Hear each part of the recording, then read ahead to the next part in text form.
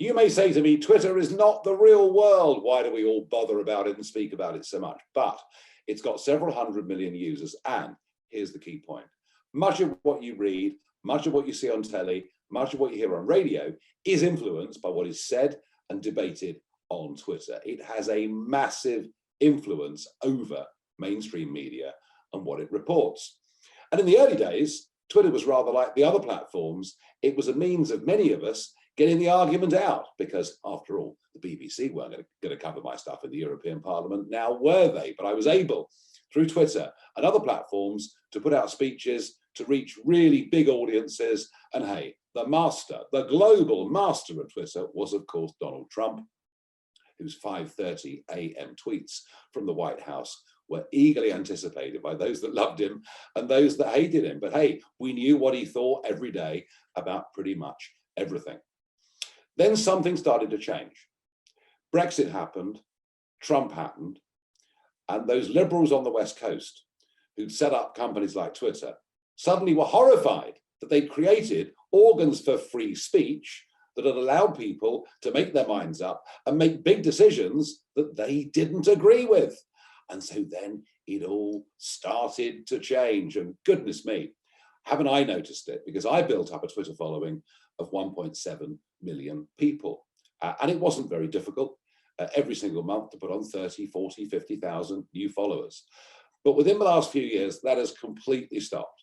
I've had no growth on Twitter whatsoever. The stuff I put out, the stuff I say, gets seen by far fewer people. Now, it could be that my stuff's really dull and boring, and I've got nothing interesting to say, no original thoughts whatsoever. But I don't actually think that's the case. But there's something called an algorithm. It's a weird mathematical formula. I don't fully understand how it works, and I don't think the truth is many people do. But it's through their algorithms where they're able effectively not to ban you from Twitter, but to shadow ban you from Twitter. Oh, but of course, if you speak out too much about lockdown or issues like that, or question global warming too much, you'll find that almost no one sees the stuff that you put out. So this public square for free speech has actually become part of something akin to a conspiracy. We saw the height of it with Hunter Biden in the last election. All sorts of extraordinary dealings with Ukraine, with Moscow, with Beijing, and yet it hardly got any mention on social media or on mainstream media. They'd made their minds up, we weren't allowed to know. And actually, the last couple of years has been a constant battle, a constant war for me with organizations like Twitter.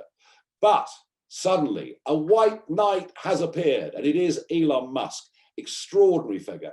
I wasn't sure about him. I really just couldn't work out who this guy was. What is clear, he's an absolute devotee of free speech. Now, yes, of course, free speech has its limits. Incitement, etc., should not be allowed in the public space. But Musk is committed to free speech. He's launched this audacious bid to take over Twitter. The board have accepted the offer that he's made. He's going to turn it into a private company.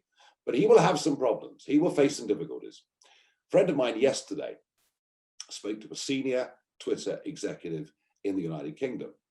My name came up, and the Twitter executive used the C word. So much for a platform for free speech.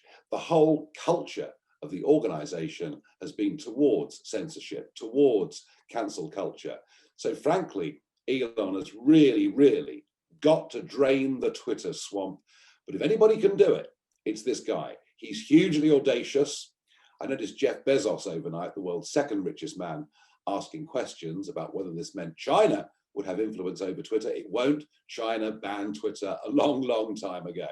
So look, let's all later on today raise a glass to Elon Musk, raise a glass to free speech, and let's hope we actually get a proper town square back for public debate for hundreds of millions of people, which then leads to media sources putting stuff out that is seen by billions all over the world. This is a big and an important moment. And even if Donald Trump at the moment is saying, well, he's not really sure whether he's going to rejoin Twitter, I reckon he will. It was Twitter that won him the presidency, and that was why they decided in the end to ban him and to censor the rest of us who could be seen to the right of the political spectrum. This is a really big, exciting moment.